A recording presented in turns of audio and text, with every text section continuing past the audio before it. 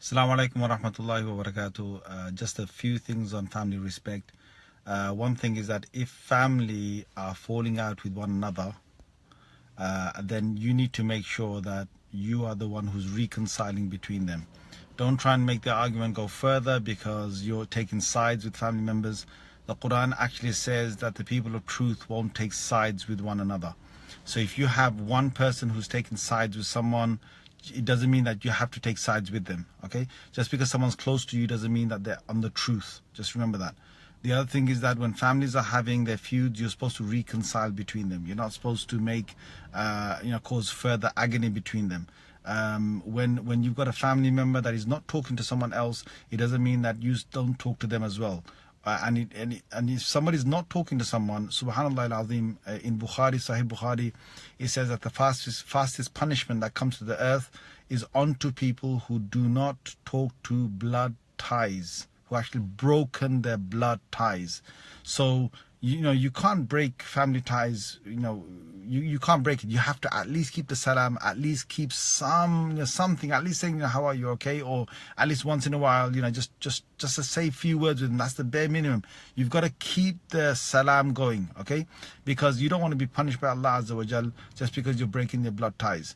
Now, if there's someone who thinks it's okay not to talk to someone for a number of years, you've got something serious coming your way, my friend. I mean, I don't understand how people do this. How do you stop talking to your own blood relative? Maybe sometimes it's a son, it's a daughter, sometimes it's a brother, it's a sister, for years. How do they do that? I just don't know. Well, some people even take pride in this. Oh, I've stopped talking to my son for, a number of years. I'm not going to, give in because he upset me really bad.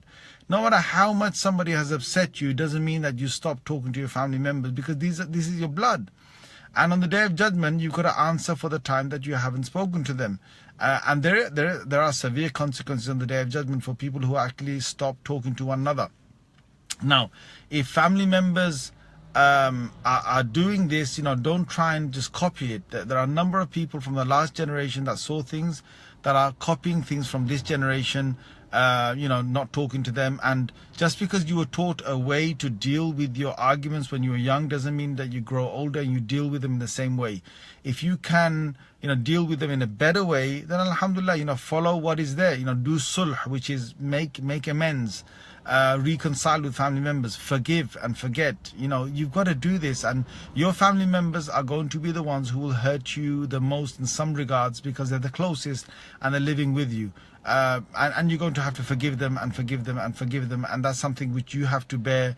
It's going to be natural. I'm sorry, but sometimes family members are those people who hurt you, and sometimes they're the best people that you've got around you. Yes, both are there, but as an adab is that when rumors spread, don't spread rumors straight away. When you hear someone has done something, go to the source and find out who actually did something, and that's the only way you stop the feuds and you stop the fights, and don't have bad suspicion about them.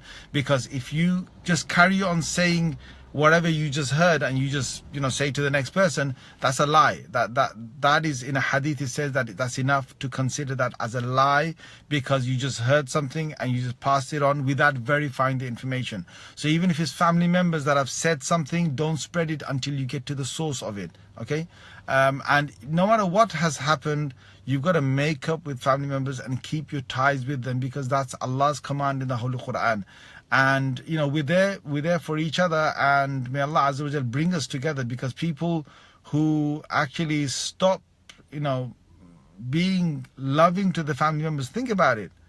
You're going to have a family one day yourself, and you don't want that to happen to you, for you to be excommunicated, for you to be shunned by your own family members. So please take this on board and spread the message to be positive towards family members, because today is probably a bad day, tomorrow's going to be a better day, and you've got to start something. Don't wait for the other person to start something.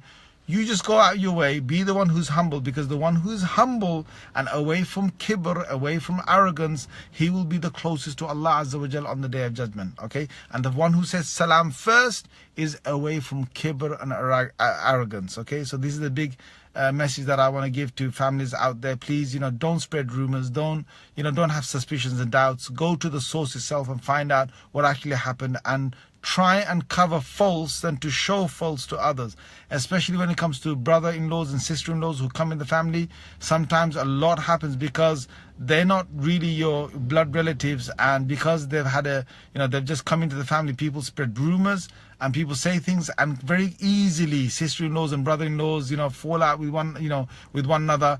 And it can be all avoided if you stick to the adab and the etiquettes that Islam has given us. Okay, inshallah. So jazakumullah khair. Wassalamu alaikum wa rahmatullahi wa barakatuh.